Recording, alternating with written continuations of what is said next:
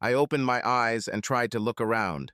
As my vision cleared, I realized that I was in a hospital bed and could see wires and tubes attached to my body. A blood pressure cuff was worn on one arm. Most of my body, including my head, was covered in bandages. I saw a rather attractive blonde nurse on duty next to my bed. When she finished typing on the keyboard and noticed that I was awake, she looked at me. "Mr. Drake, can you hear me?" she asked. I tried to speak, but couldn't because there was something in my throat, so I just nodded my head. "Wait, I'll get the doctor now." That's right, I thought, watching her sway towards the door, like I'm about to go somewhere. I heard her call. "Dr. Simpson, Mr. Drake is waking up," she said.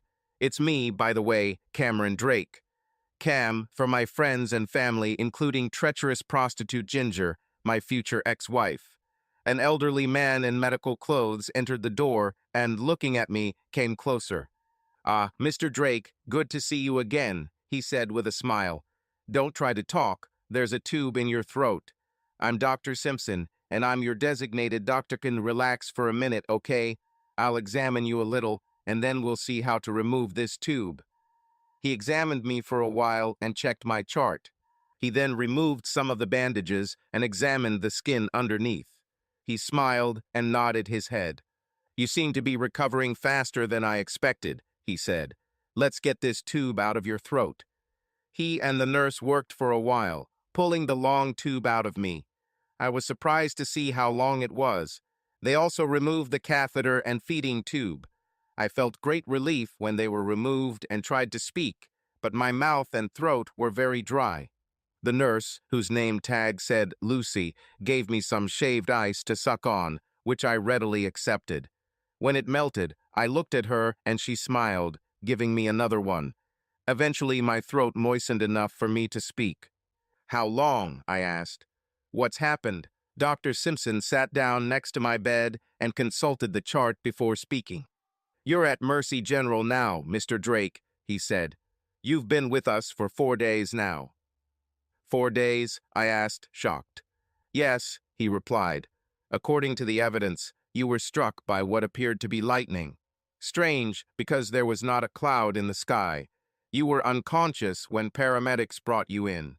You had serious burns over most of your body. We were not sure you would survive. Honestly, I would say that your recovery so far has far exceeded our expectations. If I were a religious person, I would say it is almost a miracle." "Does my wife know?" I asked. "Yes," he said. "She came once, stayed for a few minutes, just so I could tell her about your condition." Of course, I thought. She never came back. "But you had many other visitors, friends, colleagues, parents." "How long will I be here?" I asked. "It's up to you," he said. "If your recovery continues at this rate, I'd say a day, maybe 2. I nodded my head. "Do you want real food?" "Yes," I told him. "Okay, I'll have Lucy bring you a menu and you can order something. During this time, rest and just relax. After you eat, Lucy will take you for a walk if you're up to it. Any questions?" "No," I said, shaking my head. He turned to Lucy before speaking. "Why don't you change his bandages and bring him a menu?" he said, standing up. "I'll check on you later today, Mr. Drake," he said before walking away. "I'll be back in 15 or 20 minutes, Lucy said. I nodded my head and watched her leave. While she was gone, my thoughts turned to my life and the state of my 5-year marriage to Ginger. Let me start by saying that I'm basically a regular Joe. I graduated from high school and went straight to college. I never played sports in school, didn't take up martial arts, and never spent a day in the military. I'm one of those guys that you can look at but not really notice, if you know what I mean. I met Ginger in college. I won't bore you with all the details of our courtship. We dated for a couple of years, fell in love, then got married after graduation. She earned a degree in business and got a job at a large financial services company in the city. I got a degree in information technology, read computers, and networking, and got a job at Apex Tech Solutions, a large company headquartered in my hometown. I started as a field service engineer and worked my way up the ranks. I now manage other technicians and oversee installations and upgrades. The money is good and the benefits are fantastic. Ginger and I put off having children, and now I'm glad we did. We live in a cute two-bedroom condo and have been discussing purchasing a larger place to start our family. But that's where it all ended. I may be an ordinary guy, but that doesn't mean I'm stupid. Over the past few months, I have noticed some changes in Ginger. She began to spend more time at work and also went out to clubs with the girls 2 or even 3 times a week, returning home at midnight or later, smelling of alcohol, tobacco smoke, and sometimes other things that I didn't even want to think about. That time. We used to have sex 4 to 5 times a week, but that has decreased recently. She seems to have headaches often, and her behavior changed. She used to be cheerful and playful, but lately she has become quite irritable and snappy with me.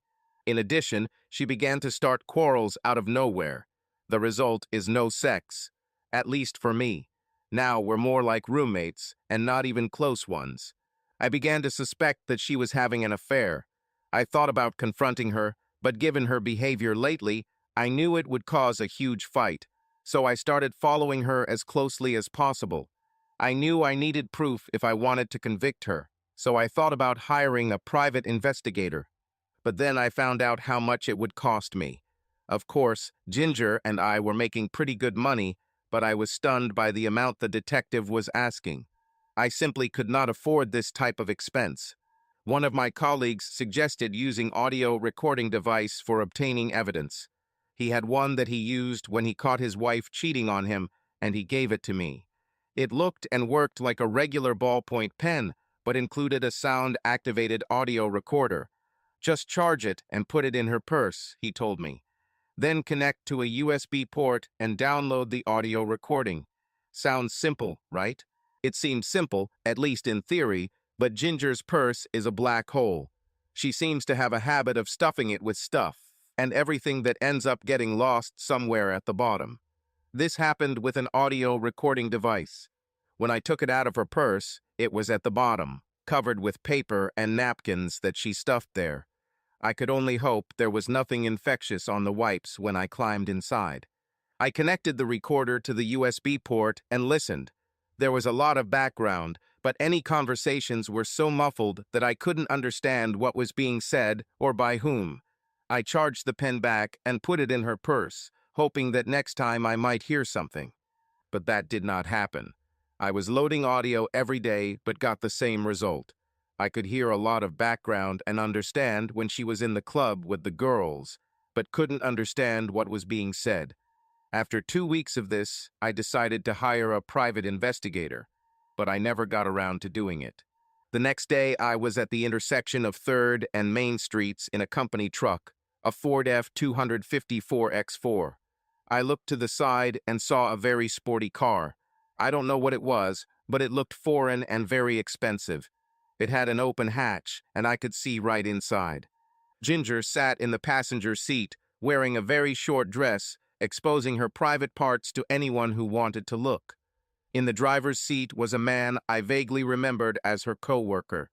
They couldn't see me because my window was up, and it was tinted. Besides, she was too caught up in what he was doing to care about who was around her. I took out my cell phone and took a video before the light changed to green. The car drove away and turned left at the next intersection. I continued on my way to the facility, knowing that our marriage was over. When I arrived at the client's site, I called Ginger's office and spoke with Carla, the receptionist. "Sorry, Cam, but she took a little extra time," Carla said. "She said she had things to do." "Okay, thanks, Carla," I said. "Could you leave a note and let me know I called?" "Of course, Cam," she said. I thanked her and ended the call. I tried to call Ginger on her cell phone, but the call went to voicemail. I opened my browser and started searching for divorce lawyers. I found one and called, making an appointment for the next afternoon. I had a lot of time saved up, so I made a note to take the day off. I completed my work on site and returned to the office where I told Ryan, my boss, what was going on. He was going through a divorce himself, so he gave me the time I needed. I took the keys, got into the truck, and drove home. Ginger arrived around 6:30 p.m. and headed to the bedroom with barely a wave to me. I noticed that she was wearing a different dress than the one I had seen her wear before. I went into the bedroom and saw her changing into one of her club dresses. "Are you going out again this evening?" I asked. "Yeah, just relax a little with the girls," she said. I'm sure that wasn't all she intended to do. "How was your day?" I asked. "Boring. All day in the office. You know how it is," she said. I couldn't believe she had just lied to me. "Yeah, I see. I tried to call you earlier." She stopped for a moment and looked at me with the look of someone caught in the act. "Gotcha. Carla said you took some time off. Where have you been?" "I had things to do," she said defensively. "I didn't think I needed to consult you." "So you weren't in the office all day?" "Okay, you caught me. I was shopping, okay? Mom's birthday is coming up, and I was looking for a gift," she said with irritation in her voice. Another lie. I knew that her mother's birthday was not soon, 5 months away. "Now, if you don't mind, I'd like to finish getting ready. The girls are waiting for me." "Are you planning to be back at a decent time?" "I'll come back when I come back. If I decide to come back at all," she said with a sharp tone. "Who knows, maybe I'll meet a guy and spend the night having sex," she added sarcastically. "Well, if you do that, don't come back," I told her. "Just came message me so I know where to send the divorce papers. I'll throw your things out in the front yard." This caught her attention. She looked at me, her face turning red. After a few moments, she calmed down and tried to gently coax me back into her good graces. "I'm sorry, Cam, I shouldn't have said that," she said. "I've just been under a lot of pressure lately. I'll be back in a decent time, I promise. Now, no more talk of divorce, okay?" I didn't say anything, but nodded my head. She smiled and kissed me on the cheek. "Maybe we could spend some time together this weekend, just you and me. That would be fun, right?" "Yes, it would," I said. "We haven't had anything fun together for a long time. I started to think that you were going to trade me for a new, rich model." "I would never do that," she said. "You mean too much to me. Besides, I'm just starting to tame you." I chuckled at this, but inside I was still seething from what I saw earlier. She finished getting dressed and headed out, kissing me on the lips. "Be careful," I told her. "I will," she said. To my surprise, she returned home at a decent time. It was 10:15 p.m. when she walked through the door, about 2 hours earlier than usual. She hugged and kissed me, and I smelled cigarette smoke and alcohol, but nothing else. No traces of cologne. Perhaps the night was really boring. She took a shower, knowing how much I hated the smell of cigarettes, and came to bed. Naked, surprisingly. I wasn't inclined to refuse sex with my wife, especially since it was a long time ago, but I wasn't stupid. Besides, after tonight, I didn't know if we'd ever have sex again. We had sex. "I'm sorry for what I said earlier," she said quietly. "It was cruel and inappropriate. Can you forgive me?" Her tone of voice conveyed seriousness, but I still found it difficult to reconcile her lies and her actions in her coworker's car. "I can," I told her. "You know I love you, right?" she asked. "So you say. But lately I've started to doubt it," I replied. Her eyes dropped for a moment, but then she looked at me again. "I really love you," she said. "I know I've been a real bitch lately, and I'm sorry. There was a lot of stress at work." "I understand that, but I would like you to talk to me," I said. "I started to think that you might have found someone else and are getting ready to leave me." "No, of course not," she said. "And you're right, I should have talked to you. You still love me, don't you?" "Of course," I said. "If I didn't love you, I would have left a long time ago. Tell me honestly, have you ever cheated on me?" She looked at me, shocked. "No, never," she said. "I hope not, because that's the only thing I won't tolerate. Have you ever let another man touch you where he shouldn't?" "I danced with a few guys on the nights I went out with the girls, but that's it," she said. I couldn't believe she lied to my face again. I thought about showing her the photos on my phone, but decided against it, at least not yet. "I know. I smelled their cologne on you when you came back," I said. Sorry, she said. Sometimes I forget how sensitive your sense of smell is. No problem, I said. I kissed her forehead and thought for a moment. I realized that further pressure would not do any good. She would probably just continue to lie. Why don't we go to bed? I told her. Tomorrow is my big day. Okay, she said. I love you. Never forget this. I love you too, I said, holding back my anger. The next day I received even worse news.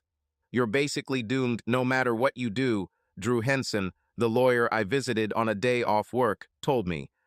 This is a no-fault state, and the law excludes any mention of treason. What if I have proof? I asked. It does not matter. She could sleep with the entire 3rd Marine Division on live television, and the court would simply ignore it. You'll end up losing half of everything, all your assets, pensions, savings, everything, and she'll get it. In addition, she will have your apartment as long as you continue to pay for it, and you will be forced to pay alimony for at least 2 years if she does not remarry. The only thing in your favor is that you don't have children, so there's no child support. What if I just leave? I asked. In a year, she could file for divorce, say you left her, and you'll still lose half of everything. Perhaps even more since you left her, he explained. So I specifically hit it, right? Practically. That's why they say that divorce is screwing you get for the screwing you got in this context, the violence that you receive for the violence that you received, he added with a smile. Trying to be a comedian or something? I asked. He chuckled at this. So what should I do? You could just hang in there, at least for a while, he said. You mean be a willing cuckold? I asked, shocked. In no case. I refuse to do this. I'd rather just go away and take my chances. There is one alternative, he said. Which? I asked. We can draw up a post-nuptial agreement that stipulates what happens if one spouse cheats. If she agrees to this, you will have something to use if she cheats. Does this sound acceptable to you? I guess it's better than nothing, I said. Come on, make it up. It will take several days. I will contact you, he said. I thanked him, left the advance, and drove home, angrier than before. It infuriated me that she could cheat on me and then basically finish me off financially. When I got home, Ginger was still at work, and I really didn't want to stay in the house, so I got changed, grabbed my golf clubs, and drove to the golf course to blow off some steam on some golf balls. I hadn't been there very long when it happened. I was in the middle of a punch when I suddenly found myself in a strange green light. My body was in unbearable pain. It felt like every molecule in me was about to shatter. I don't even remember how I fell to the ground. The next thing I remember is waking up here in the hospital. A knock on the door brought me back to reality. I looked up and saw Lucy, the nurse, entering the room with a cart. I looked at my watch and saw that she had been gone for almost half an hour. Sorry for the delay, she said. We're short-staffed today, and I got distracted. No problem, I said. I was still lost in my thoughts. She handed me the menu, and I looked at it. Everything looked delicious, and I couldn't decide, so I asked Lucy what she would recommend. The grilled chicken breast is really, really good, she said. Also served with garlic green beans and garlic mashed potatoes. Sounds delicious, I said, picking up my phone to place my order. After I finished, she started changing my bandages. You know, everyone is really amazed at how well and quickly you recover, she said, removing the bandages.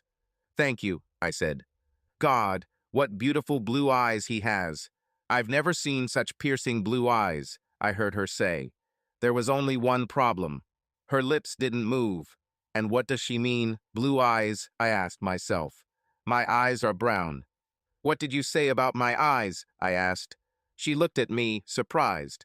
I didn't say anything about your eyes, she said. Oh my God, I thought how insightful your eyes are. So, blue, but I didn't say anything. At least not out loud. I let that settle in my head before continuing. But my eyes are brown, not blue, I said. She shook her head. Oh no, they're blue, with a small gold dot on one side. Here, take a look, she said, taking a small mirror from the nightstand. She handed it to me, and I looked. Indeed, they were a piercing sky blue with a small golden dot next to the pupil on the outside. What the hell? I asked myself. I handed the mirror back. Is my driver's license here? I asked. If they're in your wallet, then yes, she said. Can you get them, please? I asked. She went to the closet and took my wallet out of my pants. I pulled out my license and showed it to her. It clearly stated that my eye color was brown. Oh God, she said. I need to tell Dr. Simpson about this. By then, my food had already arrived, and I was hungry, so Lucy let a staff member deliver my lunch to the table next to the bed and left me to eat in silence. I had just finished the pudding when Lucy and Dr. Simpson came into the room. He immediately came up to me and looked at me for a while. Lucy told me about your eyes, Mr. Drake. Can I take a quick look at them? He asked. Of course, I said. He sat up and illuminated my eyes, studying them carefully. Is it possible for a person's eye color to change? I asked when he sat back down. I've heard of cases where the eyes changed shades, he said, but I've never known anyone who has had changes as dramatic as yours, and I don't remember seeing gold spots before. I think it would be best to have a specialist examine you. I looked and saw that Lucy had left the room, so I told the doctor about how I heard her thoughts about my eyes. He didn't say anything for a few minutes, but a grim expression appeared on his face. I could understand what he was thinking. I assure you, doctor, I'm not making this up, and I certainly don't want to attract attention. I just want to get back to my life, I said. He looked somewhat shocked when I repeated his unspoken concerns. Okay, Mr. Drake, he said. You have had a rather disturbing experience, and your brain has absorbed a large amount of energy. I will schedule some tests for tomorrow and have someone talk to you about this phenomenon. Thank you, Dr. Simpson, I said as he stood up. Lucy returned to the room when the doctor left. Do you need anything before I leave for the day? She asked. I wanted to know if anyone had called my wife to tell her that I had regained consciousness, I said. Yes, I called her earlier. She said she would come when she was free, she said. I felt sadness in her voice and in her thoughts. This was alarming, I thought. I nodded my head. Thank you, I said. See you tomorrow morning, she said. See you, I told her. She smiled before turning and walking away. I tried to watch TV, hoping that reruns of Battlestar Galactica would help take my mind off my problems. But they didn't help. I ordered dinner and had just finished eating when I heard a knock on the door. It was Ginger. I looked up and was shocked. She looked different. It was like looking at one of those 3D angiographic images where the red and blue colors are slightly offset. I rubbed my eyes, hoping I could focus on her, but I couldn't. I looked at other objects and people, but they looked normal. What the hell is going on, I thought. I tried to look at her again, but it was difficult. I heard you woke up, honey, she said. I just got off work, so I thought I'd come and check on you before I go home. Are you okay? What's wrong with you? These are my eyes, I said. They're playing tricks on me. Your eyes? She asked. Oh my, they're blue, and they have a weird gold dot. How did that happen? I don't know, I said. They're going to call a specialist to check them out. With a frown on her face, she walked towards the bed. She reached out and touched my forearm, and I felt a shock like touching metal after walking on a carpet. Both of us pulled back hands for a moment. It was shocking, she said, holding her hand. I looked at her face and tried to focus on her, but it was difficult. It must be residual energy from the lightning strike, I said. I didn't know if it was true or not, but it sounded plausible, and I hoped she would believe it. She smiled, looking at me, but her smile disgusted me. I felt like I was in the presence of something evil. What's wrong, dear? She asked, concerned. Are not you happy to see me? Of course, I said. I was told that you only came once when I was unconscious. Sorry, she said. I was so upset when I first saw you. You looked really bad when they brought you in. You look much better now. They told me I was recovering faster than expected.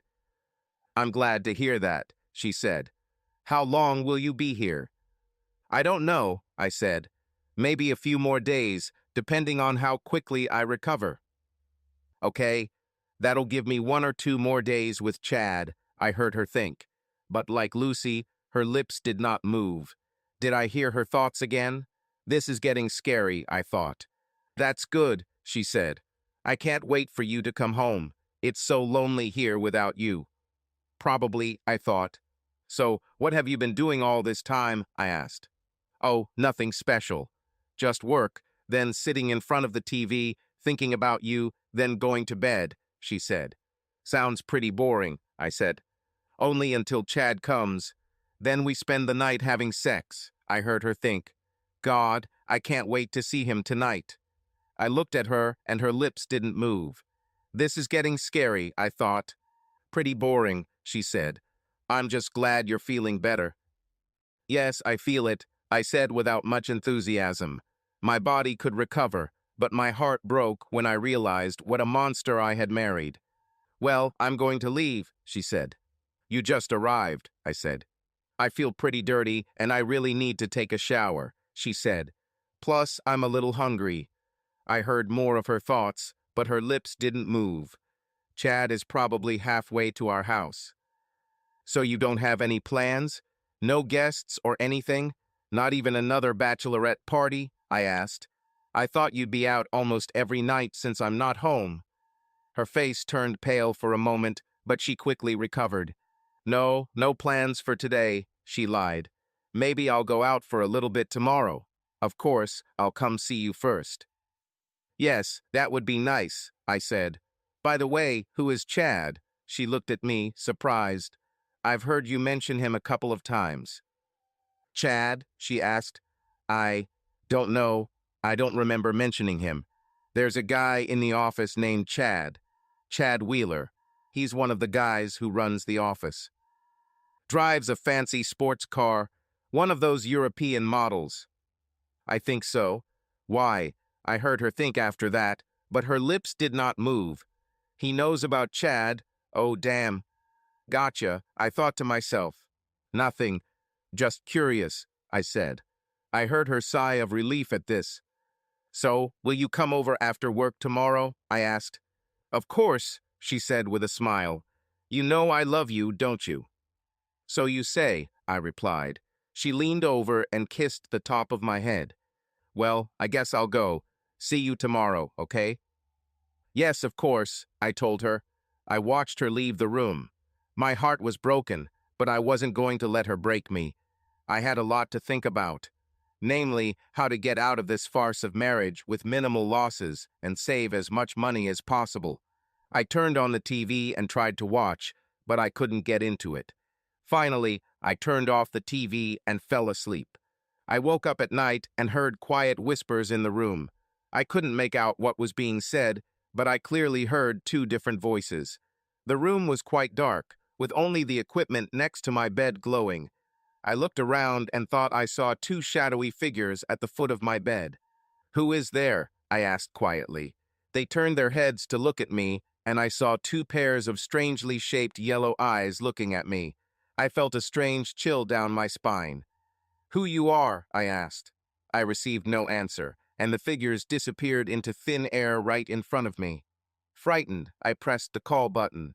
The nurse came in a few seconds later. Is everything okay, Mr. Drake? She asked. I shook my head.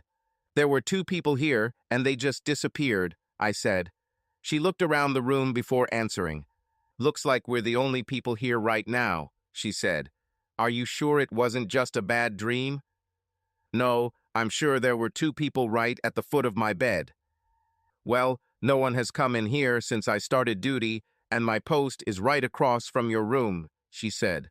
Why don't you lie down and try to sleep? I'm not sure I can sleep now, I told her.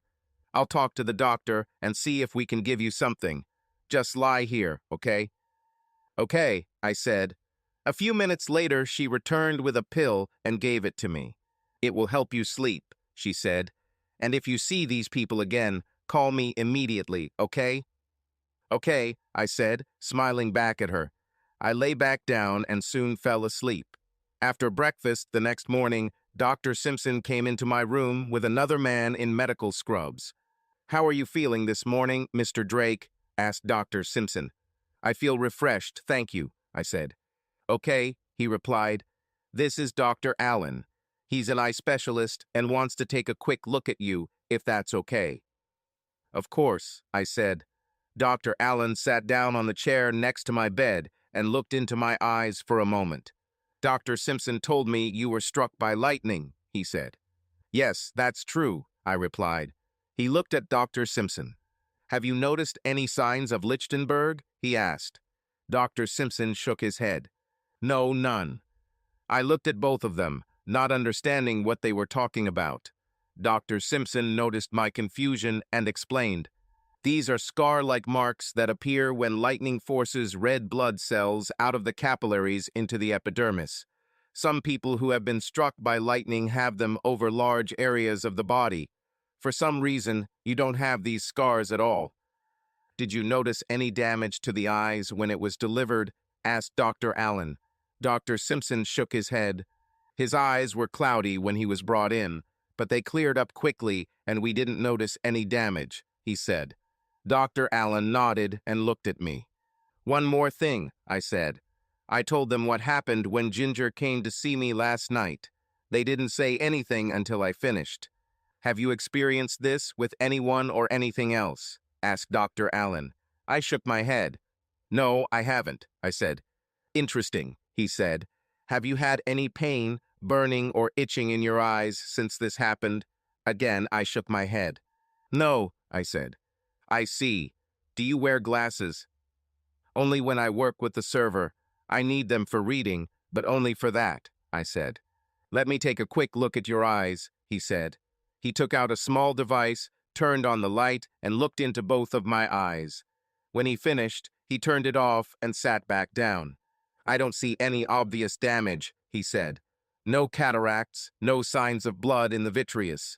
Everything looks normal. I'd say you're lucky. Lightning can cause significant damage to the eyes. However, I'd like to do a thorough examination. I'd like you to make an appointment with our eye center after discharge. Here is my business card. You can tell them that I asked you to call." He handed me a business card. "And don't wait too long. It usually takes a few weeks to sign up." "I won't, thank you," I said. "What about changing the color of my eyes?" "There have been cases of eyes changing color, but honestly, I've never seen changes as drastic as yours. I wouldn't worry too much about it just yet. Just make an appointment and we'll check everything thoroughly, okay?" "Okay," I said. He stood up, shook Dr. Simpson's hand, and left. "Well, Mr. Drake, let's examine you and change your bandages, shall we? You have tests scheduled for the morning," he said.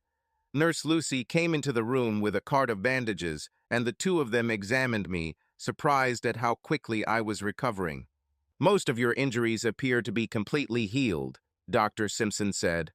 "I don't see any point in keeping you bandaged like a mummy. We'll only change the bandages on the places where they need to be, and then send you for tests." Lucy drove me around the hospital and monitored me while I underwent several tests, including an MRI. When we got back to my room, it was lunchtime, so I ordered a burger and fries. Shortly after I finished, Dr. Simpson returned to the room with reports in hand. "Good afternoon, doctor," I said. "I hope you have good news." He smiled as he sat down. "Actually, yes," he said. "According to your tests, your brain activity is about 15 to 20% above normal. The MRI showed that everything is fine, with no signs of internal damage or tumors. I think we can send you home tomorrow morning." "That's great news, doctor," I said. "Tell me, Mr. Drake, can you still hear other people's thoughts?" he asked. I looked at him, and for a moment he looked just like Ginger, but not quite as much. I began to wonder what he was up to. If he really does this, I can use this as an excuse to keep him under observation and maybe get Stan to do some exploratory surgery, I heard him think. But his lips didn't move. I decided not to tell him the truth, at least not yet. "No, doctor," I said. "It seems like whatever it was that caused it is gone. To be honest, I just want to go home and get back to my life. Of course, he said. I saw the disappointment on his face and in his thoughts. I also saw something else. Apparently, the MRI showed some strange new nerve clusters in my brain that no one could explain. I realized that if I pretended I didn't have any weird powers, they'd have no reason to keep me, and I definitely didn't want anyone picking my brain. He made a few notes on my chart and stood up to leave. "Get some rest, Mr. Drake," he said. "I'll see you later." "Thank you," I said. Lucy prepared to leave, but turned to me before leaving the room. "I'll come by later to check on you," she said. I nodded to her in gratitude and took my phone, which she left on the nightstand, connected to the charger. I called my parents and told them the news. They were glad to hear that I was better and promised to pick me up tomorrow morning. Dad said they picked up my car from the golf course and took me home. My next call was to Ryan. He was glad to hear that I was awake and would be home soon, and said he would pass this along to everyone in the office who had asked about my condition. He also told me to take the next week off because I had a lot of sick days. "I want you to come back to work okay," he said with a laugh. I thanked him for the weekend. I lay down on the bed after the call ended and tried to watch TV, but my thoughts kept returning to Ginger. Why is she doing this to me? With us? Or does it even matter? Besides, what should I do about it? Under normal circumstances, divorce would seem like an obvious solution. Sure, the lawyer probably drafted a postnuptial agreement, but to me it was a bit like closing the barn door after the horses had already bolted. Lucy's voice brought me back to reality. "How are you feeling?" she asked quietly, standing next to my bed. I didn't even hear her enter the room, and her voice made me flinch. "Sorry," she added. "I didn't mean to scare you. You looked very thoughtful." "Yes, it is," I said. She sat down on a chair and began to write down my readings while continuing to talk. "Tell me the truth," she said quietly. "What am I thinking about now?" "About your cat, Snugglepuss," I answered without thinking. "You're wondering what kind of trouble he's getting into now." She grinned. "Yeah, he's cute, but he has a habit of getting into trouble. Last night he jumped off the stairs and onto your plate," I finished for her. "Left food all over the place." "Yes," she said. "Exactly. I microwaved that lasagna for a few minutes." She looked at me closer before continuing. "So you lied to Dr. Simpson. It's okay. Your secret is safe with me." I looked at her, surprised. "Thanks for that," I said. "I don't want to be someone's guinea pig, and I certainly don't want anyone picking my brain." "Does he suspect?" "As far as I know, no," she said. "But it doesn't matter. They can't do anything without your consent. Besides, your discharge papers are already being prepared. You'll be home tomorrow morning if everything goes well, which I'm sure it will." "You look sad that I'm leaving," I said. "There are no secrets here, right?" "Yes, I'm sad to see you go." "I think I've become attached to your big blue eyes," she said. "You know I'm still married, right?" I asked. "I know," she said. "But something tells me that this won't last long. Am I right?" "Probably not," I said. "I just saw a lawyer not long before. From what he said, if I get divorced, I'll probably live in a cardboard box under an overpass while she gets half or more of everything I ever or earned it." "Aren't you allergic to cats?" she asked. "Is this an invitation?" I asked in response. She smiled. "Well, let's just say you have options," she said. "I have a spare room that's empty right now. And no, I don't have a boyfriend." Somehow, I already knew this, but it was nice to hear it from her. "I'll think about it, Lucy," I said. "Thank you." "Please," she said. She took out a card and wrote her phone number and address on the back. "I'll put this in your wallet in case I don't see you before you leave tomorrow. My shift starts a little later tomorrow than usual. I hope to hear from you soon," she added with a smile. "No matter how things turn out, I'll let you know," I promised. "Thank you," she said. "My shift is almost over, so I have to go. I hope to see you tomorrow, but if I don't, please call, even if just to say hi." "Definitely," I said. She looked around to make sure no one was seeing her, then kissed me softly on the cheek. "Get some rest, okay? Sweet dreams," she said, standing up. I watched her leave the room and thought about what she looked like under her medical gown. At that moment, I knew that everything would work out for me, no matter what happened to Ginger. Speaking of the devil, she walked in at about 5:45 p.m. She smiled as she walked towards the bed. It was difficult for me to look at her, since her image seemed to be in two, one blue, one red, and one green. However, I tried to focus on her as she approached me. "How do you feel?" she asked. "Better," I replied. "Thanks for asking. I'm going home tomorrow morning. Mom and Dad will pick me up, so you don't have to take the day off." "Oh," she said, pretending to be surprised that I was coming home so soon. Or was it disappointment? She reached out and took my right hand. I felt a blow, but not as strong as the previous day. She didn't seem to notice, but something happened when she held my hand. It was as if her memories were being transferred into my head, almost like a computer backup. It took no more than a few seconds. When the transmission ended, my mind was filled with memories that were not mine. It was a strange feeling to have her memories in my head. I shook my head to clear it and looked at her again. "Are you okay?" she asked, frowning. Yeah," I said. "Maybe you should stay another day or two," she suggested. I shook my head. I knew what she wanted: more time with Chad fucking Wheeler, a rich bastard with a fancy European car. Never. "No, I feel like I'm recovering well," I said. "I need to get home and start getting my life back to normal." "I'm worried you might be overloading yourself," she said, trying to sound caring. I knew the truth, however. She wanted more time alone with her lover. In my bed, I shook my head. "I'll be fine. I can't get better lying here in the hospital," I told her. After a few awkward moments of silence, during which Ginger fidgeted nervously with her purse, I spoke to her again. "Listen, I can see that you'd rather be somewhere else. To be honest, me too. Why don't you just go? We will talk later." "You are sure?" she asked quietly.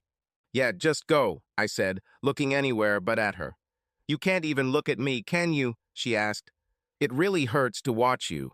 "I can't explain. Just go. We'll talk later."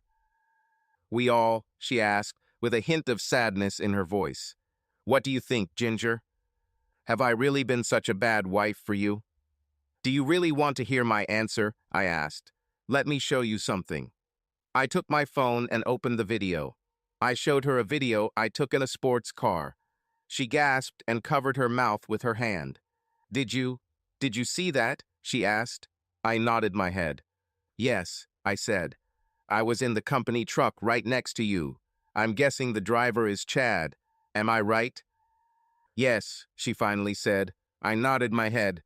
"What would you think if it was me driving that car and another woman doing what you did? "I would be furious," she said. "Yes, I know. How long have you been having an affair with him?" "A few months," she admitted. "I'm sorry, I didn't mean to hurt you." "Stop making excuses, Ginger," I said. "The sex was bad enough, but it's the lies, the disrespect you've shown me these past months. The threats and innuendos. When I saw you in that car, I knew enough was enough. The day I was struck by lightning, I had just come from lawyer." "Lawyer?" she asked, shocked. "Why did you go to the lawyer?" "Well, usually you go to a lawyer to get a divorce," I told her. "But I don't want a divorce," she cried. "Your actions indicate otherwise. Don't worry. I haven't filed the papers yet," she sighed with relief. "So what are you going to do?" she asked. "I don't know yet," I said. "But something needs to be done. I can't live like this anymore." "We can get through this, Cam," she said. "I really love you and want to spend the rest of my life with you. The problem is, Ginger, I don't trust you. And I don't believe you. I've caught you in several lies. God knows how many more lies you've lied to me over the past months. Were you with Chad while I was in the hospital?" She lowered her eyes without saying anything. "I think I got my answer. Please just leave before I get angry. We'll talk about this later." I felt a range of emotions running through her: shock at being caught, pain at the possibility of actually getting a divorce, or worse, sadness at losing my love. Tears streamed down her face as she turned towards the door. She stopped and looked at me one last time. "I'll be waiting for you at home, Cam," she said. I promise." For a moment her image became clearer, and I believed her. "I'm done with Chad and his crap," I heard her think. She said one last thing before leaving. "I have work tomorrow, you know. We have a big project we're finishing up, but I'll come straight home after work and we can talk, okay?" I didn't feel the lie in her words, so I nodded. "I'd like that," I said. She smiled and left. I lay down on the bed, wondering what just happened. Not only with my marriage, but with me. On top of all the strange changes that had happened to me, I now had all these memories mixed with my own in my head. Before I had time to think about it, I heard a knock on the door.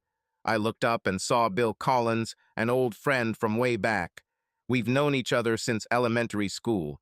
Like me, he worked at Apex, but was what the company called a customer service representative. It was a fancy name for salesman. He was damn good at his job, earning six figures with salary, commission, and bonuses. Unfortunately, much of that money went to his ex-wife and the place he once called home. He caught his wife having sex with her boss in their marital bed and filed for divorce. He was given the hard treatment thanks to his wife's lover, who was a senior partner in a large law firm. He has been falsely accused of everything from mental to physical abuse. When it was all over, he was left with less than half of his marital assets, half of his accumulated pension, and just under half of his income. He narrowly escaped prison due to false accusations that his wife and her lover brought against him. He fought the charges, but defamation suits came to nothing. Now he was forced to pay maintenance to his wife, huge amounts of alimony, and a mortgage on the house that was once his. To make matters worse, he was only allowed to see his children for a few supervised hours every few weeks. His wife allowed him to keep the trailer he bought for family camping trips. It was a fairly large trailer that could sleep 4 people comfortably. He set it up at a local RV park outside of town and still calls it home. This whole experience made him an embittered person, especially towards women. Find, have sex, forget, became his motto. The relationship, he once told me, was a waste of time and effort. "Hey, Cam," he said, looking through the door. "How do you feel?" "It's been better," I replied. "Your parents said they were picking you up tomorrow, so I thought I'd stop by and see you." He looked at me strangely. "What happened to your eyes?" "A side effect of lightning," I said. "Damn," he said. "So how are you?" "It could be better," I replied. Bill listened silently as I told him about Ginger. He shook his head. "Damn, Cam, I thought she was real. I'm so sorry to hear that," he said. I nodded my head in agreement. "The bitch must die," I heard him think, but his lips didn't move. "Sorry, what?" I asked, shocked. He looked at me, surprised. "I didn't say anything," he replied. "I thought you said she had to die," I told him. "I might have thought it, but I didn't say it. Can you really read minds now?" he asked. "I'm hearing all sorts of strange things. Don't tell anyone, please. I hope it goes away." "Keep your mouth shut, buddy. No one will hear anything from me. But you need to do something. If you don't, everyone will think you're a weakling and a cuckold," he said. "I know," I told him. "I already saw a divorce lawyer. He explained everything to me. He said that I would end up like you." Bill laughed at this. "Well, at least Gloria let me keep the trailer. If she hadn't, who knows where I would be living now.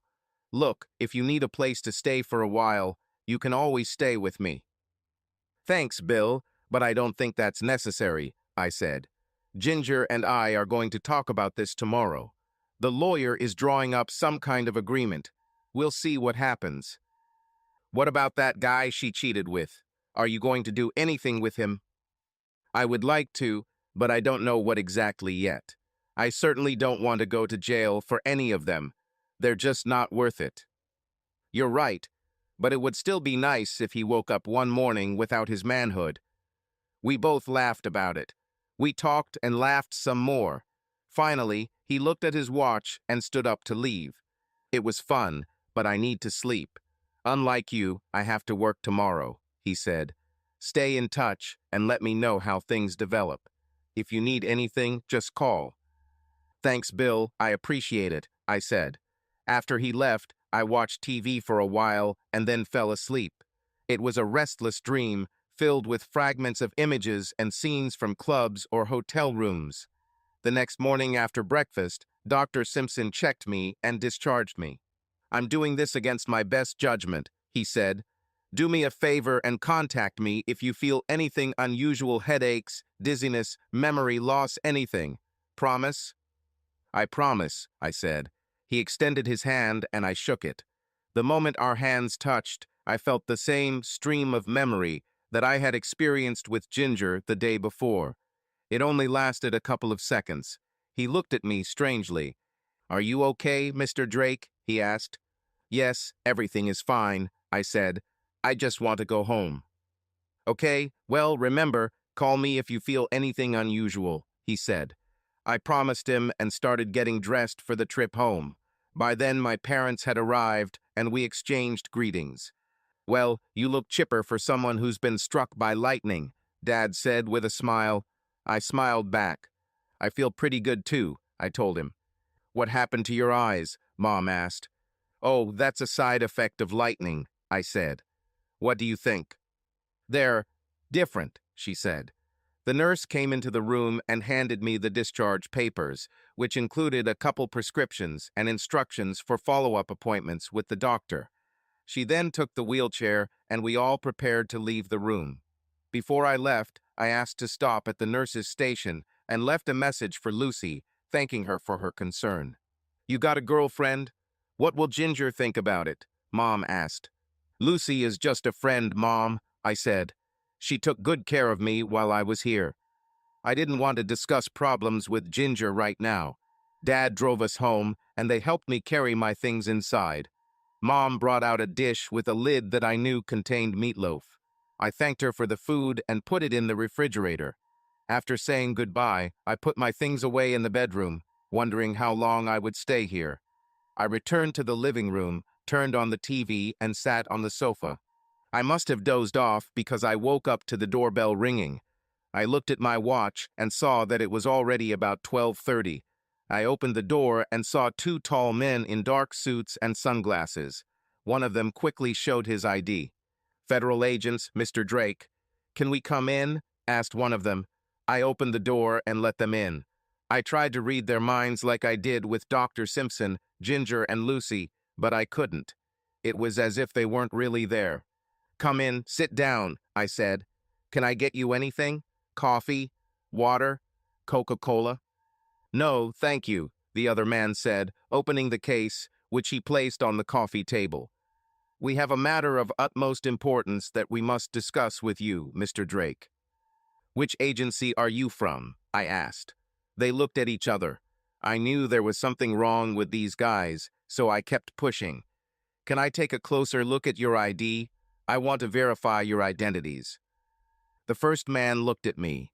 Then he took off his glasses, and I saw the same strangely shaped yellow eyes I saw that night in the hospital room. Okay, I said, a little alarmed. Who are you really? Sorry for the deception, Mr. Drake, the first man said. We are the ones responsible for your condition. Lightning, are you the one responsible for this? I asked. It wasn't lightning, Mr. Drake, said the second man. It was an accident. Unfortunately, you were in the wrong place at the wrong time. We apologize. Well, if you're responsible for it, then you can fix it, right? Maybe you can, I don't know, reverse the polarity or something and undo it. It's not that simple, Mr. Drake, the first man said. For two reasons. First, the modulator is broken, and it cannot be repaired here. Second, you will not survive the second strike. The first strike almost dematerialized your cellular structure. The second will be fatal. Besides, you are already almost completely transformed. Deadly. Great. Completely transformed into what? The modulator beam has altered your DNA. You may have noticed some changes lately. I noticed. What else will happen? It will depend on you and your genetics, the second man said. It gets better and better. So who are you? You never answered my question. We are scientists from the HQE Antiquities Society. We were sent here to conduct a survey. Are you familiar with Jingravik? Asked the first man. No, I said. What is this? Some kind of European rock band? And who are these HQE? They looked at each other, and I heard sounds, but could not make out what they were saying. It's HTKI, not hotkey. There's a difference. So you haven't heard of Jingravik? Asked the second man. Never heard of them, I replied. Then there's nothing more to learn, said the first man. We apologize for wasting your time. Good afternoon. They got up to leave, but I stopped them. No, you're not just going to walk into my house after hitting me with something that put me in the hospital for days and just leave, I said. They stopped and looked at me. I might have been born at night, but definitely not last night. I know when someone is trying to feed me a bunch of crap, and believe me, it stinks to high heaven. They turned around, sat back down, and looked at me for a few moments. We don't want you to eat feces, said the first man. And you're right. Your condition was caused by our failed experiment, so it's only fair that we help you through the transition. He opened his suitcase and pulled out what looked like a headset, a book, and a USB drive. He put them on the table. We found the memories of 2 other people in your brain. The headset is designed to download those memories onto your computer. We made it with what you call Bluetooth to make this easier. The USB drive contains an application that will sort through the memories and allow you to catalog and view them from any point of view. And this? I asked, looking at the book, looking at the strange symbols on the cover. Instructions to help you in the transition, said the second man. The book will adapt as you progress so that you can understand what is written. You will need to follow these instructions as closely as possible. What if I have questions? How can I contact you? I asked. You can't, said the first man. We have to report to our superiors, and there is no guarantee that we will return. If we do return, we will check on your progress. We apologize again. Good luck. With these words, they got up and left. After they left, I picked up the items and took them to the second bedroom, the room I used as an office, where I kept my personal laptop. I turned it on and inserted the USB drive after booting into the Windows desktop. After the antivirus program finished scanning, installation of the application began. When the process was completed, the application prompted me to connect the headset. I picked up the device and found the power button. It lit up when I pressed the button, and within seconds, I saw a Bluetooth connection notification. Nervously, I put the device on my head and waited for the program to respond. After a few seconds, I saw a dialog box telling me it was loading. When the progress bar reached 100%, the window simply showed processing. I figured it would take a while based on the movement of the progress bar, so I picked up the phone and called Drew, the lawyer I saw the day I was hit. His secretary said he was in court all day, but I was able to make an appointment for the next morning, which was fine with me. After finishing the call, I went to the kitchen and poured myself a cup of coffee. When I returned, the progress bar was still moving slowly across the screen, so I picked up the book and opened it, curious its content. The first page contained an interesting quote that I took as a warning. With power comes responsibility. With greater power comes greater responsibility. I turned the page and saw the table of contents. I was immediately struck by the fact that it was written in 2 languages, English and some other language that I had never seen before. The first section was called Collecting Information. The rest was unreadable, so I opened the first section. The first thing I read was, Know your enemy as you know yourself. Enemy. This word was like a knife in my chest. Is Ginger now my enemy? I continued reading. The book explained the anaglyph effect I experienced with Ginger and Dr. Simpson. According to the book, the more vile, deceitful, and treacherous a person is, the more pronounced this effect will be. In short, I could tell who I could trust just by looking at them. The book described this effect in detail, so I read and reread the section several times. My computer tinkled about the time I finished rereading this section, so I bookmarked the book and turned to the computer. The processing finished, and now I saw a list of two names: Dr. Alan Simpson and Ginger Drake, my unfaithful wife. I selected the name Ginger and clicked. I was presented with a list of years. I found this curious, so I selected the first year and saw a long list of dates. I chose the first date, noting that it was shortly after Ginger was born. The video opened, and I saw two smiling faces. I recognized them as much younger versions of Ginger's parents and realized that this was her first recorded memory. I also noticed that it is shown from her point of view. I looked at the side of the video window and saw perspective, so I clicked on it. I was given a choice between first person and third person. I clicked on third, and the view changed. Now I saw her memory as if I was looking from the outside. I saw two adults standing over the crib, smiling and talking quietly to the baby inside. The edges of the video were grainy, and many details of the room were indistinguishable. However, it was nice to see the love that the parents had for their little daughter, and I almost teared up watching them.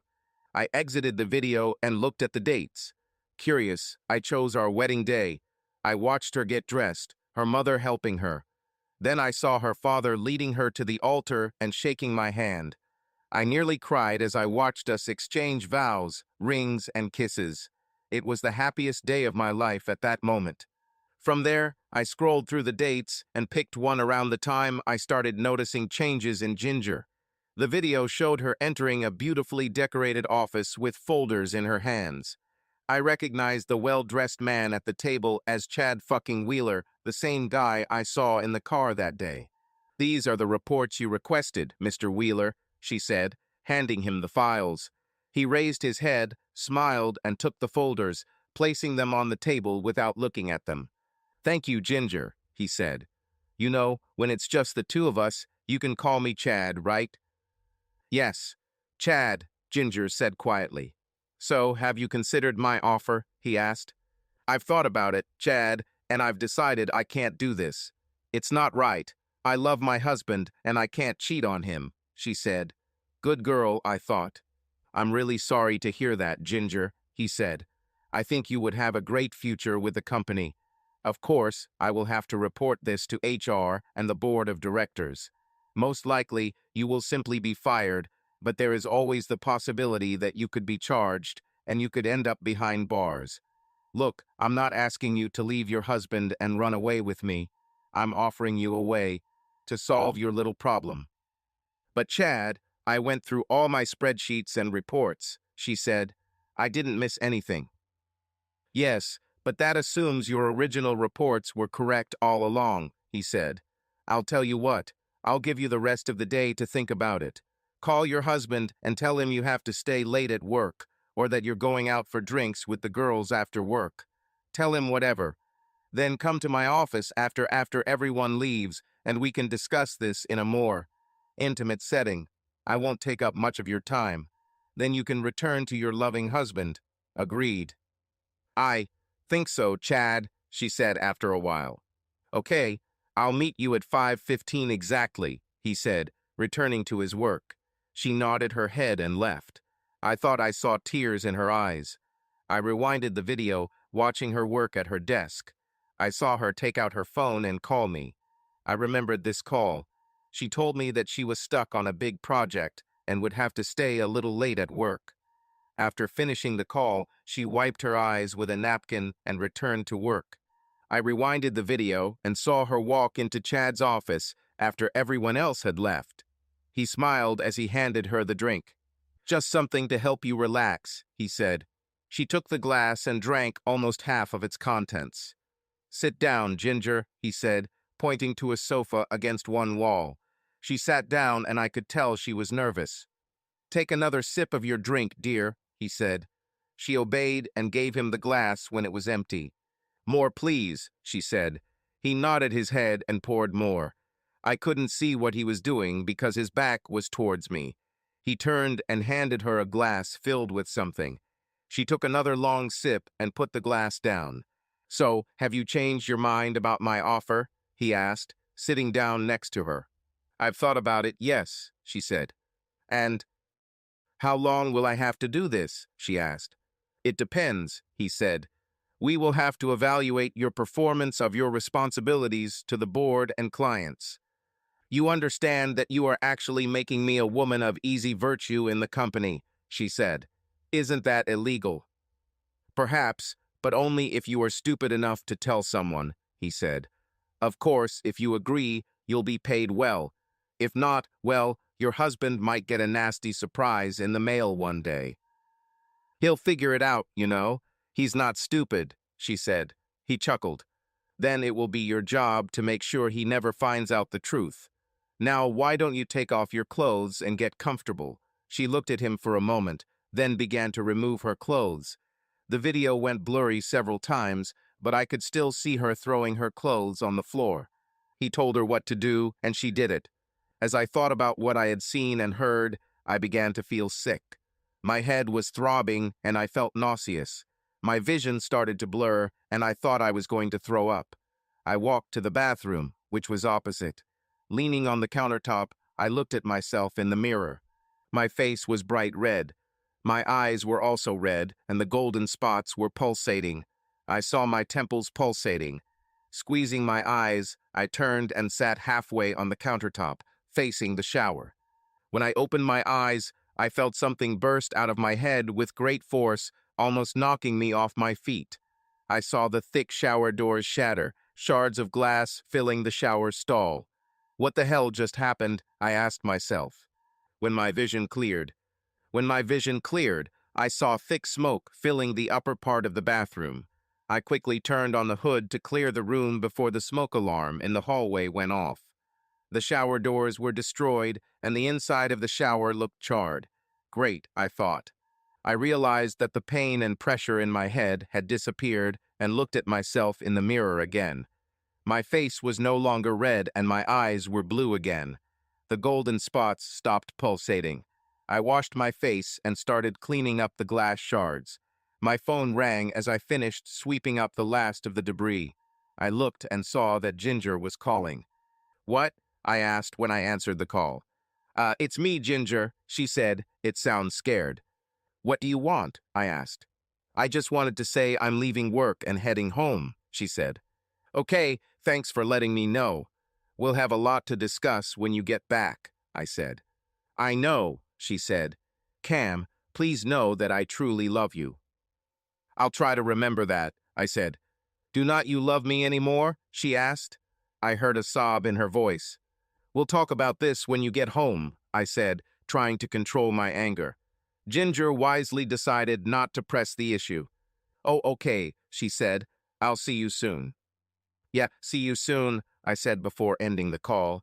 I put the phone back in my pocket and thought about the situation. I knew I would have to keep my temper under control around Ginger. I shuddered at the thought of what might have happened if she had been standing where the shower doors were when I exploded. It was clear that Wheeler had something on Ginger and was using it to control her. But what exactly? I've also noticed that Ginger's attitude towards me has changed over the past 24 hours. Over the past few months, she has become an insufferable vixen. But lately, she seemed almost remorseful. Did something happen recently to cause this change? I knew the answers were in her memories, now stored on my computer. But I did not dare watch them, fearing that it would cause another attack. I knew Ginger would be home within half an hour, so I decided to make some fresh coffee and use that time to relax. I waited for her to come through the door and started to get nervous when she wasn't there after 45 minutes. Perhaps she stopped at the store to buy something, I thought. An hour passed, but she still did not return. I called her mobile phone, but the call immediately went to voicemail. I started to worry that maybe she had decided to leave me and go somewhere with Chad or her girlfriends. Another half hour passed, and I still hadn't heard anything, so I called her cell phone again, but the call went straight to voicemail. I started pacing back and forth, holding a cup of coffee in my hand, wondering what could have delayed her. About half an hour later, the doorbell rang. I opened it and saw a uniformed policeman on the threshold. Yes, officer, how can I help you? I asked. I'm Officer Chandler of the Metro Police. "Are you related to Miss Ginger Drake?" he asked. "Yes, I'm her husband," I said. "What's happened?" "I'm sorry to tell you, sir, but your wife was in an accident and is currently at Mercy General Hospital," he said. "She is all right?" I asked. "I don't know, sir. You'll have to find out from the doctors at the hospital," he said. "Do we need to take you there, or can you drive yourself?" "I can drive there myself, officer," I said. "Thank you." "You're welcome, sir," he said. "I'll walk you out if you don't mind. Just follow me." "Thanks, officer. That would be great," I said. I took the keys and left the house. Officer Chandler was already in his patrol car, its lights flashing. I followed him as closely as possible. It wasn't easy considering he was driving much faster than the posted speed limit, his lights and sirens warning drivers to give way. I jumped out of the car when we got to the hospital and thanked Officer Chandler by shaking his hand. "You're welcome, Mr. Drake," he said. "I hope everything works out for you." I ran to the emergency department and reported myself. A few minutes later, a doctor and two policemen, a sergeant and another man in civilian clothes, approached me. After the performances, they escorted me to the emergency room where Ginger was. "Mr. Drake, I'm afraid your wife suffered a rather severe blow to the head and is now in a coma," Dr. Samuels said. "There were a few other injuries, but they were relatively minor. To be honest, she was lucky to be alive." "How long will she be in a coma?" I asked. He shrugged. "It's hard to say," he said.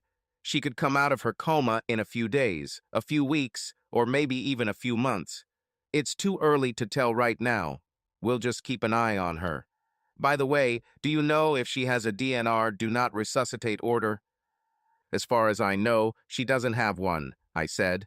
He nodded, making a mental note. The plainclothes officer, Detective Black, spoke. "Mr. Drake, did you disable the airbags in your wife's car?" he asked. "What? No. Why do you ask?"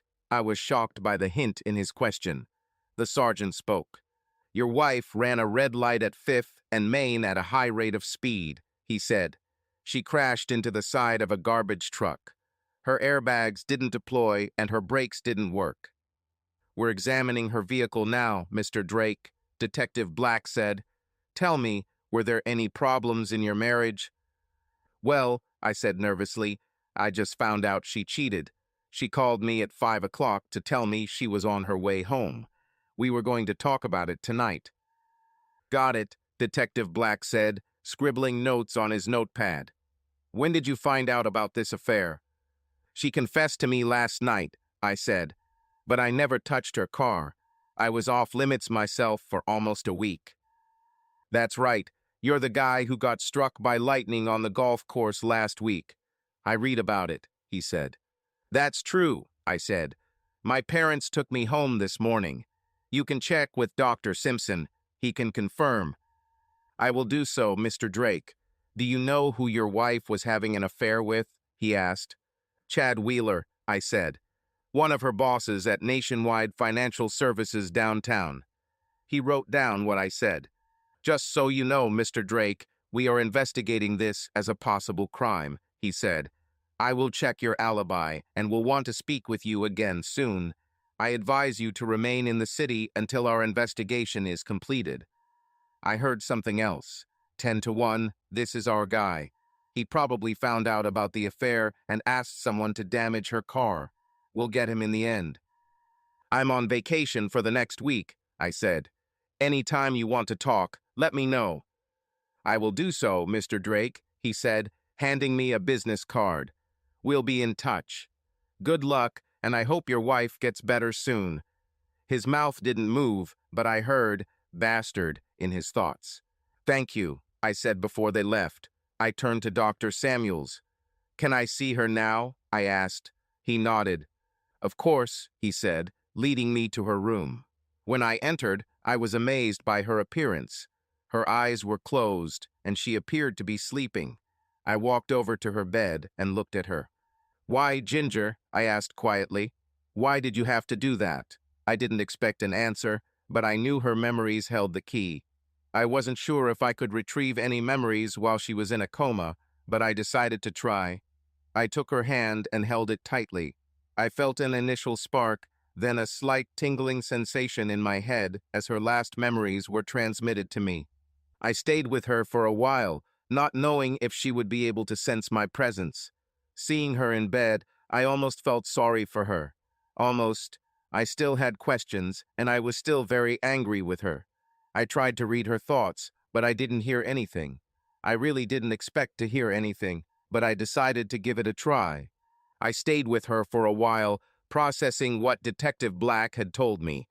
I started to wonder if Chad had something to do with this. If so, will he try to finish what he started later? I leaned over and whispered in her ear. If Chad did this, I'll find out. And I'll make him pay, I told her. I didn't know how I would make him pay, but that was a question for the future.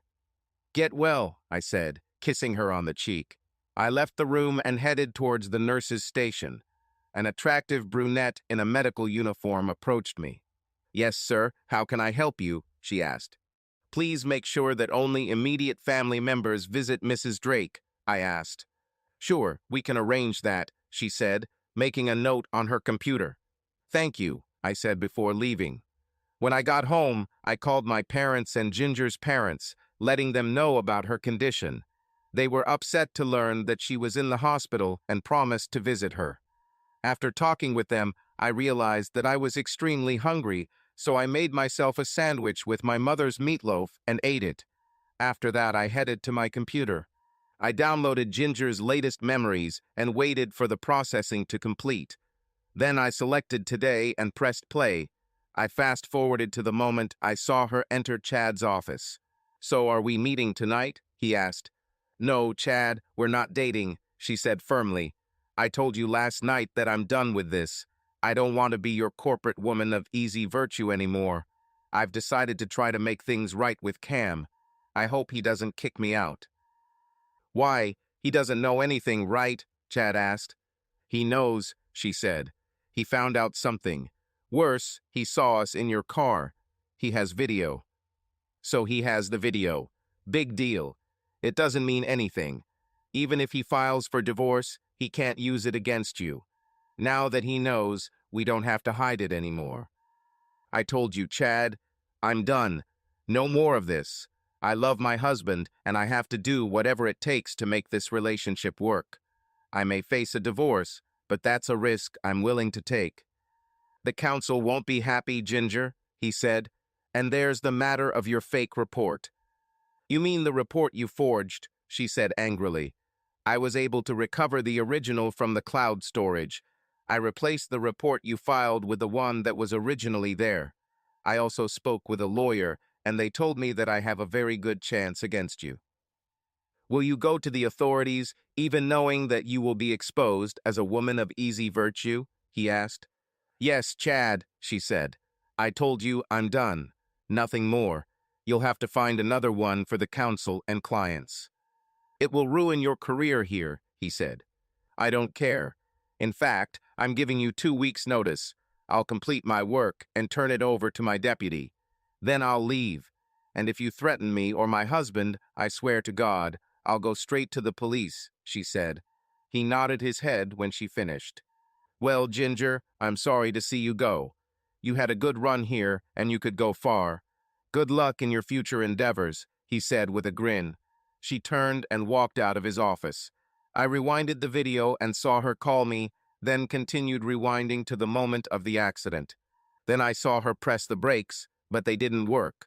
In a panic, she continued to press the brake pedal, but to no avail. She tried to pull the handbrake, but that didn't help either. She saw a red light and a truck incoming into an intersection and tried to avoid it, but the steering wheel was locked. The video ended when her car crashed into a large truck. Angry, I turned away from the screen, closed my eyes, and slowly counted to 10, hoping that this would prevent anything else in the house from being destroyed. Finally, I calmed down and opened my eyes. I could only imagine the terror she must have felt knowing that her life was close to ending. I had a pretty clear idea of what happened. Chad apparently decided to tie up loose ends by eliminating Ginger by making it look like an accident. But I had no concrete evidence, at least not yet. Of course, This does not absolve Ginger of responsibility. Even if Chad had drugged her or blackmailed her into making her his prostitute, she could know, should come to me with it. Together, we could probably do something to stop this before it starts. But she didn't. Now she's paying the price, and I had no intention of living with her like a knowledgeable cuckold. The only problem is that she is now in a coma. I decided to keep my wedding promise to Ginger, at least the sickness and health part. Whatever I decide to do can wait until she comes out of her coma and recovers from the accident. But Wheeler, something had to be done with him. There was no doubt about that. I thought about approaching Detective Black with what I knew, but rejected the idea. What was I going to say? "Oh, detective, I have a video of my wife's memories." Yes, of course. This would give me a straight ticket to the psychiatric hospital, I thought. There was a possibility that the detective would figure it out himself. But given how convoluted the legal system is, there was also a good chance Wheeler would walk away a free man. It was clear that I would have to deal with him myself. But how? I took the book, opened the beer, and sat down on the sofa. When I opened the book, I discovered that another section had been translated into English. This part was about self-defense. I smiled as I flipped through the pages. I couldn't wait to see what I could do. I read for several hours, my curiosity more than increased. Finally, I felt very tired, so I took a pillow and blanket and settled down on the sofa. The next morning I woke up, showered in the master bathroom, got dressed, and sat down at the computer to check my email and catch up on the news. I needed to be at Drew's office this afternoon to discuss the agreement, so I decided to stop by Ginger's office first. Then I planned to go to Drew's and stop at the hospital on the way home. I got to the building where she worked and went up to the 17th floor. The company she worked for occupied the top 3 floors of the building, and I knew that she worked on the 16th floor. Chad's office was on the top floor. I walked into his office as if I owned the place. His secretary, an attractive red-haired woman, looked up as I entered. Chad was standing right behind her. They both exhibited the same anaglyph effect that I had seen in Ginger, but the effect was so pronounced in Chad that it was difficult to tell which of the superimposed images was the real one. "Yes, sir, how can I help you?" the woman asked. "Where are your manners, Lisa?" Chad chided. "This is Cameron Drake, Ginger's husband." I've never met him in person, so I was surprised that he knew who I was. He walked around the table and extended his hand. "I saw your picture on her desk, and she talked a lot about you," he said with a grin. "So that's what he is, a cuckold," I heard his mental voice. "There's something wrong with his eyes." I nodded my head and shook his hand. I felt a spark when we touched, and I knew he felt it too. Then I felt a tingling sensation in my head as his memories began to transfer into my brain. When the transmission was completed after a few seconds, I let go of his hand. "I assume you're here to explain why Ginger wasn't at work this morning," he said. "Yes," I replied. "She was in an accident last night and is now in the hospital in a coma." "I'm sorry to hear that," he said. "I'll go see her." "I have instructed the hospital that only close relatives can visit," I said. "Oh, am I having trouble seeing her?" he asked. "As her medical representative, it's my decision," I said. "I don't have to explain my actions to you or anyone else." "I understand," he said. "Do they suspect foul play?" "It's possible," I replied. I saw his face change slightly. "Her airbags didn't deploy for some reason." "Interesting," he said. "Damn, Antonio screwed up," I heard him say in his mind. "I'm going to have to beat him up for this. He swore that everything would be done." "That's it," I said. I heard him mentally curse, and then, "I need Antonio to keep an eye on this guy. The last thing I need is an angry husband, and there's something about him." "Well, I hope she gets better soon," he finally said with a grin. "So do I said. "I think I should talk to your HR manager. Can you tell me where the HR office is?" "2 floors down, turn right when you get off the elevator and follow the signs," Lisa said. "Thank you," I replied. "Keep us posted," Chad said. "Definitely," I replied. "All the best." Take care of yourself, and I hope Ginger gets better soon, he said. I nodded. Me too, I said before leaving the office. Did you see his eyes? I heard Lisa ask Chad after he went out into the corridor. What's wrong with them? I don't know, Chad said. It's a bit weird, to be honest. I smiled to myself as I headed towards the elevator. I followed Lisa's directions and found the HR office. I walked in and asked to speak to the HR manager. A slightly older woman came out and introduced herself. My name is Georgia Hamilton, HR manager. How can I help you? She asked. Cameron Drake, I am Ginger Drake's husband. I came to tell you that she is in the hospital and may be there for a while, I said.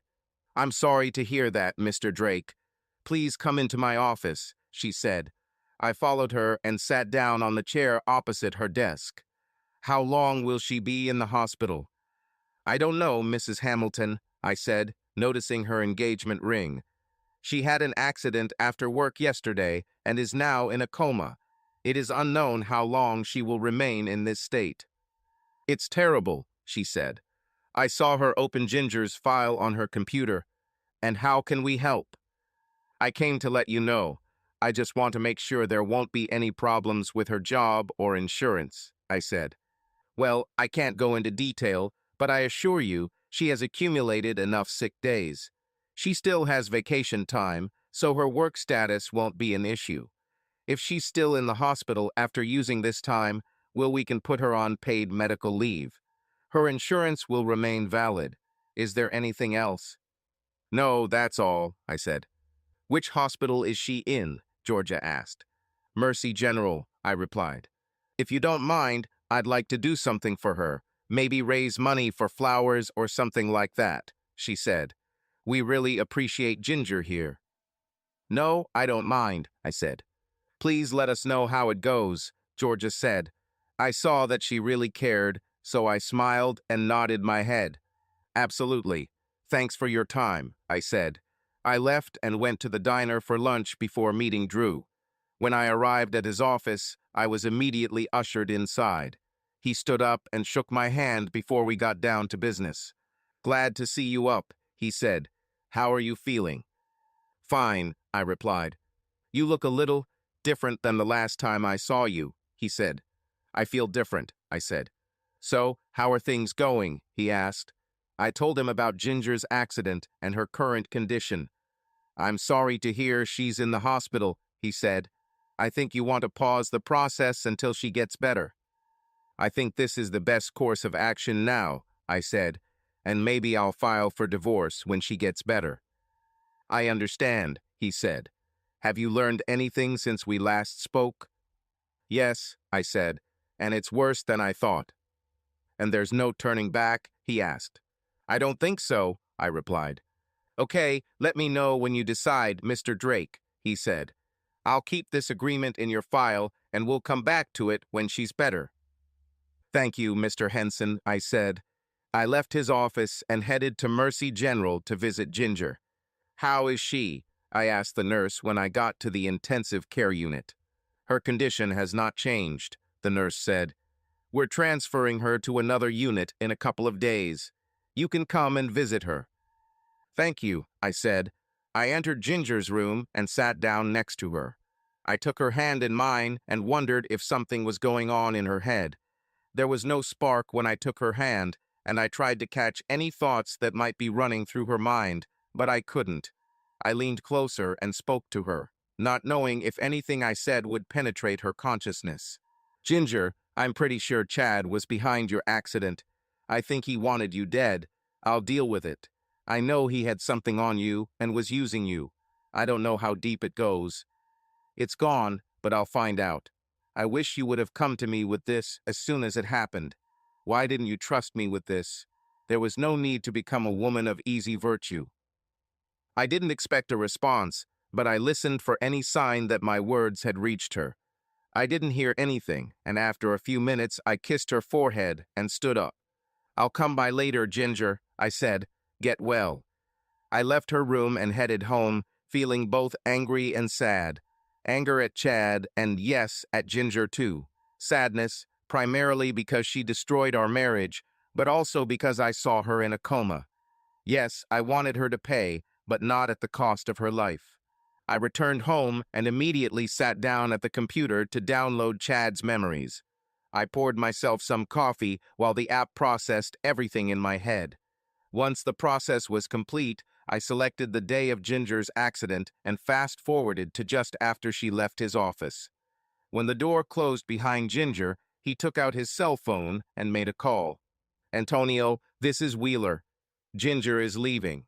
Yeah, can you make it look like an accident? Okay? You know she drives. Do it.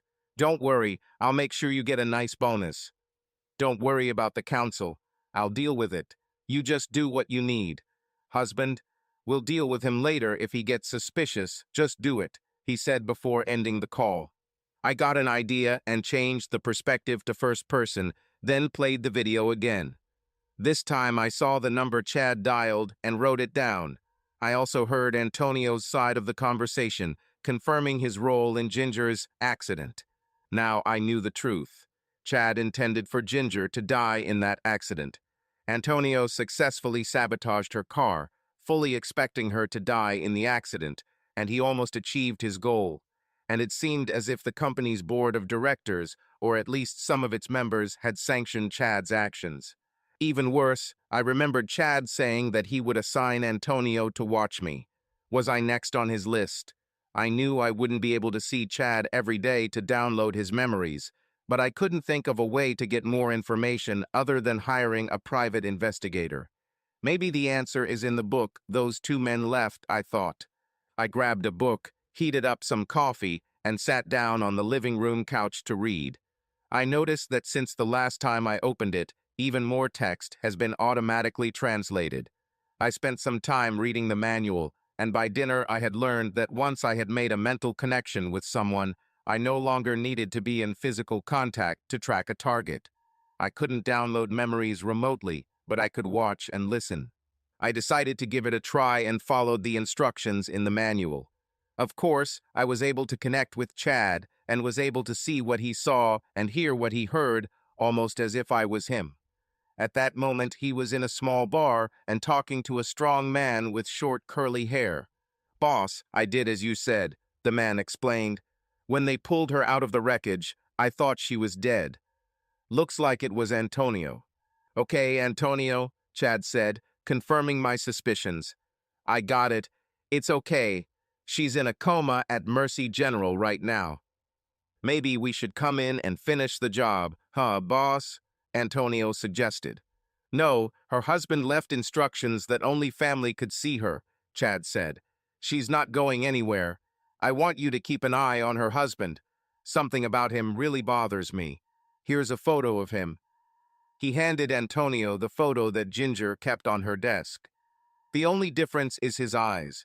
They're a strange shade of blue and have 2 spots of gold in them. You won't miss him." "So it's that weakling cuckold. Are we going to take him out too, boss?" Antonio asked, taking the photo. "Not yet. Only if he gets too close to the truth. And don't underestimate him. I have a really bad feeling about him. I can't explain it, but something tells me he's not such a weakling," Chad said. "Okay, boss," Antonio said with a grin. "But he's a cuckold, right?" "Yes, it is. But be careful," Chad said. "Okay, boss, I'll take one of the guys to keep an eye on him with me. And if he gets too active, old Betsy here can handle him," he said, patting the jacket under which he had a pistol in shoulder holster. Chad shook his head. "No shooting, Antonio," he said.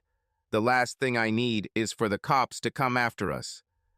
"As you say, boss," Antonio said with a smile. "Okay, get out of here, you slacker," Chad said, smiling. "You have a job." "Got it, boss," he said, standing up. Chad took a sip of his beer and focused on the leggy blonde sitting alone at another table. I interrupted the connection and thought about what had happened. I thought about calling Detective Black, but pushed the thought away again. What was I going to say? "Oh, I found out about this by mentally connecting with Chad's brain."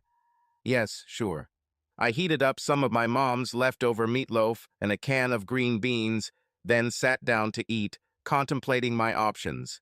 At least now I knew what Antonio looked like and could be on the lookout. But what if he tries to do something to me? Will he try to break into my house or sabotage my car? I also thought about telling someone about my secret, but there were only two people, well, three actually, that I trusted enough to tell something like that: Bill and my parents. The only problem was that telling them now would put them all in danger from Chad's henchmen, and I wasn't prepared for that. So I dropped the thought, at least for now. I've already thought about going to the police, but again, that would require explaining how I knew what I know. I could just sit here and wait for them to move against me, but I rejected that idea. No, I decided I would have to take control of the situation and go against them first. Maybe the book will give me some ideas. After eating, I sat down again with the manual and continued reading. The more I read, the more I learned about my abilities.